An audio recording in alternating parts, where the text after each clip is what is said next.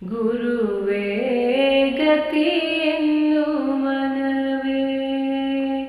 ತತ್ವ ಗುರುವಿನ ಪದಕ್ಕಿಂತ ಪೆರತೊಂದು ಘನವೇ ಕೇಳ್ಪೆರತೊಂದು ಘನವೇ ಗುರುವೇ ಗತಿ